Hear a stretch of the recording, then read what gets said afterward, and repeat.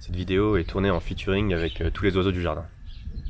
Bonjour, c'est Ulysse et bienvenue dans cette nouvelle série où je vais relever 100 challenges, ce qui, à hauteur de 1 challenge par an, devrait me prendre environ un siècle. C'est long, très long, trop long. Du coup, j'ai quitté mon job hier pour me dégager du temps et j'essaierai à chaque fois de trouver des raccourcis pour être capable d'en relever un toutes les 2 semaines environ. Ce qui nous fait passer de 1 siècle à environ 4 ans et ça, c'est plutôt cool. L'objectif, il est double. D'abord, personnellement, moi ce qui me motive à me lever chaque matin, c'est la perspective de pouvoir explorer de nouvelles disciplines, de nouvelles idées et d'explorer de nouveaux lieux. Et cette nouvelle aventure devrait être vraiment épanouissante. Ensuite, je suis quelqu'un qui aime vraiment partager ses découvertes avec les autres. Et c'est pour ça que mon second objectif à travers cette série, ça va être de montrer que tout peut s'apprendre et d'expliquer ma méthode à chaque fois. Et si je peux arriver à briser quelques barrières qui vous semblent insurmontables et qui vous empêchent de vous lancer, que ce soit sur une nouvelle idée, un projet, un sport ou peu importe la discipline, alors j'aurai réussi ma mission. Les événements récents ont fait que je tourne cette première vidéo en période de confinement. Et puisque je peux pas sortir, eh bien autant se lancer un premier challenge qui sera un peu plus intellectuel. C'est pourquoi j'ai décidé d'apprendre puis de réciter par cœur les 1000 premières décimales de pi. Easy. Ce qui est intéressant ici, c'est pas tant le nombre de décimales, mais plutôt la méthode, la manière de s'organiser pour arriver à en retenir beaucoup en un minimum de temps. Cela étant dit, il est l'heure de rentrer dans le vif du sujet et c'est parti.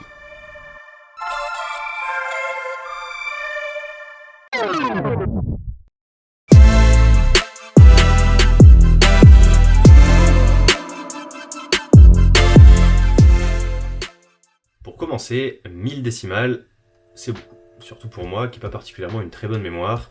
Et le premier raccourci auquel j'ai pensé, c'est plutôt que d'apprendre 1000 chiffres à la suite, je pourrais diviser en deux et apprendre plutôt 500 nombres composés de 2 chiffres. Je m'explique. Plutôt que d'apprendre 3,14, 15, 9, 2, je vais plutôt apprendre 3,14, 15, 92. Et ça fait déjà 2 fois moins de boulot. Ensuite, je pense honnêtement que je suis incapable d'apprendre une série aussi longue comme ça. Surtout que pi, c'est un nombre qui est un petit peu ingrat à retenir parce qu'il n'y a pas vraiment de suite logique entre les nombres. Et donc voilà ce que je vais faire. Je vais combiner la table de rappel avec la méthode PAO et placer mes associations dans des paliers mentaux qui seront reliés avec une histoire. Et si vous n'avez pas compris grand chose, ne vous inquiétez pas, c'est normal, je vais reprendre chaque élément un à un et la logique qui se cache derrière au fur et à mesure de la vidéo. Alors tout d'abord, le premier élément, la table de rappel, qu'est-ce que c'est ? On peut voir ça comme une sorte de code personnel où on va associer une image à chaque nombre entre 00 et 99. Par exemple, pour le 09, je vais associer un 9. Pour le 14, je vais plutôt associer Louis XIV. Pour le 70, moi ça me fait penser à L'Homme Pâle puisqu'il a fait une chanson que j'aime beaucoup qui s'appelle 70. Ok, c'est bien beau tout ça, mais à quoi ça sert ? Ça permet de se créer des scénettes dans la tête plutôt que de retenir des nombres. Deuxième étape, la méthode PAO, pour personnage, action, objet. L'idée, ça va être de pimper notre table de rappel pour associer à chaque nombre un personnage, mais aussi une action et un objet. Si on reprend notre exemple de tout à l'heure, pour 70, le personnage, c'était L'Homme Pâle. L'action qu'on va y attribuer, ça peut être par exemple de draguer, et l'objet, un skateboard. Autre exemple, pour 10, le premier personnage qui me vient en tête, c'est Zidane. Et l'action, c'est de jongler avec les pieds, et l'objet, évidemment, un ballon de foot. Pour 97 maintenant, mon personnage, c'est Oui-Oui. Et l'action, c'est de hocher la tête comme ça, de faire oui-oui quoi. Et l'objet, une voiture jaune et rouge. Pourquoi 97 ? Parce que quand j'avais 3 ans, j'étais fan de Oui-Oui. Mais alors, un fan hardcore. Bref. L'idée, ça va être de trouver des associations qui fassent du sens pour vous. Et c'est pour ça que la table de rappel, c'est quelque chose de particulièrement personnel. L'avantage de cette méthode, c'est que l'on va pouvoir découper pi en blocs de 6 chiffres. Pour chaque bloc, les 2 premiers seront un personnage, les 2 du milieu une action, et les 2 derniers un objet. Par exemple, pour le bloc 70, 10, 97, je vais simplement imaginer L'Homme Pâle, le personnage de 70, avec l'action de 10 donc qui jongle, et l'objet de 97, soit une voiture jaune et rouge. Donc L'Homme Pâle qui jongle avec une voiture jaune et rouge miniature par exemple. Et on a ainsi factorisé en une seule image 6 chiffres. Pas mal non ? Ok, sur ce, il est l'heure pour moi de me mettre au boulot et de construire entièrement ma table de rappel. C'est parti.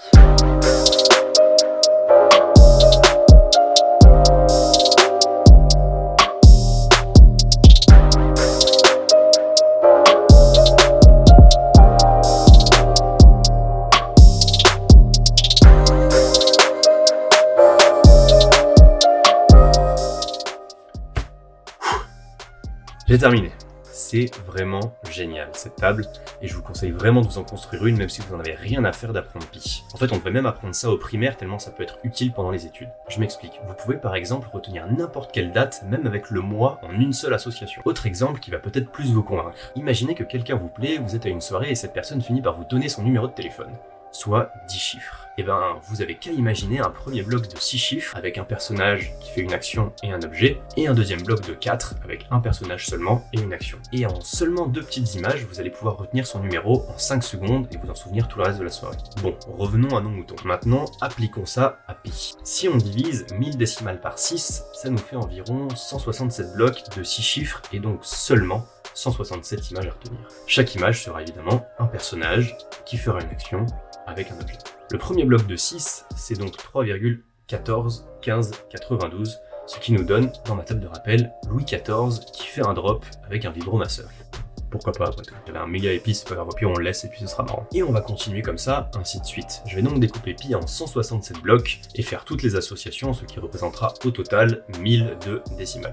Ensuite, pour toutes les retenir dans l'ordre, je vais me créer des palais mentaux. Un palais mental, et qu'est-ce que c'est ? Eh bien, c'est un lieu que l'on connaît bien. Par exemple, la maison de ses parents, et dans lequel on va se balader mentalement de spot en spot. Et dans chaque spot, on va y placer une image, qui représente une association d'un personnage avec une action et un objet. Exemple, vous arrivez dans la salle de bain, et qui se trouve sous la douche ? L'homme pâle, qui est en train de jongler avec une voiture jaune et rouge. Puis vous tournez la tête, et devant l'évier, en face du miroir, vous voyez Zidane, qui est en train d'hocher la tête en se regardant dans le miroir, et il se trouve que Zidane est debout sur un skateboard. Bienvenue dans le monde.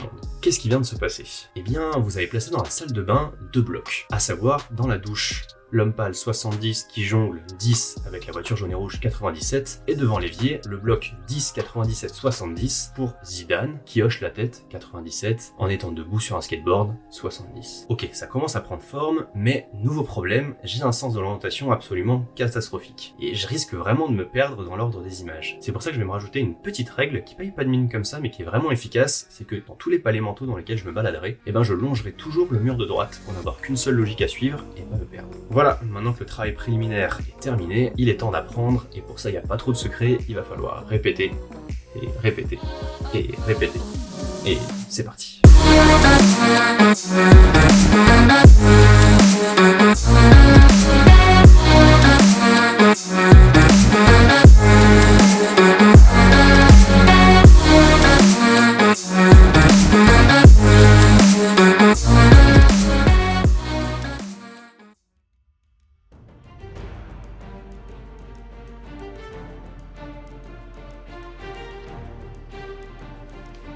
3,141592 65 35 89 79 32 38 46 26 43 38 32 79 50 28 84 19 71 69 39 93 75 10 58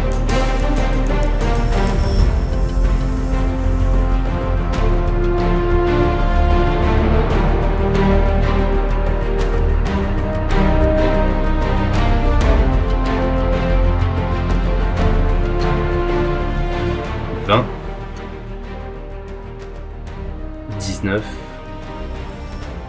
89 38. Ce qui devrait nous faire un total de 1002 décimales.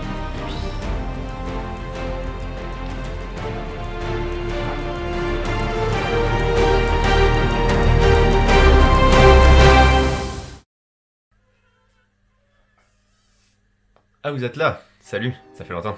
Enfin, pour vous, ça fait seulement quelques minutes depuis la dernière fois où je vous ai parlé, mais pour moi, ça se compte plutôt en jours. La grande question, c'est combien? Et la réponse, c'est un peu moins de 3 jours puisqu'il m'a fallu au total 5 demi-journées pour apprendre les 1000 premières décimales de pi. Sur ces 5 séances de travail, les 2 premières ont été consacrées à la confection de mes outils mentaux, à savoir la construction de ma table de rappel avec la méthode PAO qui était l'étape la plus longue et difficile, puis de faire les associations pour chaque bloc de 6 chiffres. Lier chaque bloc à une image, ce n'était pas très long puisque j'ai utilisé des formules sur spreadsheet pour lier ma table de rappel avec chaque bloc de 6 chiffres et ainsi générer automatiquement toutes les associations. Et ça m'a plutôt servi puisqu'il m'est arrivé plusieurs fois de vouloir changer des éléments dans ma table de rappel et ça mettait automatiquement à jour tous les blocs. Et ça, c'est plutôt cool.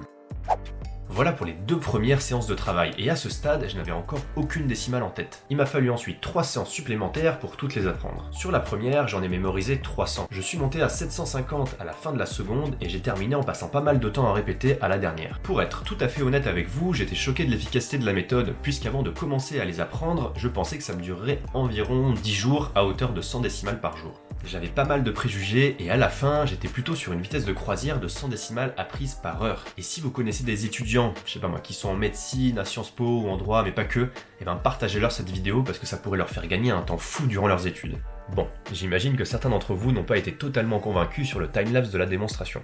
C'est pourquoi j'ai mis dans la description une autre vidéo avec le même rush mais sans montage cette fois. Et à moins d'être très sceptique ou d'avoir du mal à s'endormir, eh bien cette vidéo n'est pas très intéressante puisqu'on me voit juste réciter des décimales pendant 20 minutes. Dernier point dont je voulais vous parler à propos de cette série où je vais relever 100 challenges. À chaque fois, eh bien j'écrirai un article qui ira encore plus loin que le contenu de la vidéo. Je vous donnerai des astuces supplémentaires, des conseils, mais aussi l'accès à toutes mes ressources. Par exemple, pour ce challenge, j'ai mis dans l'article les frameworks que j'ai construits sur Spreadsheet. Et vous trouverez aussi une autre vidéo où je vous fais visiter mon jardin, qui est l'un de mes palais mentaux, où j'ai placé 78 décimales et je vous explique à chaque spot ce qui se passe dans ma tête. Oui, qu'est-ce que tu fais encore dans le jacuzzi?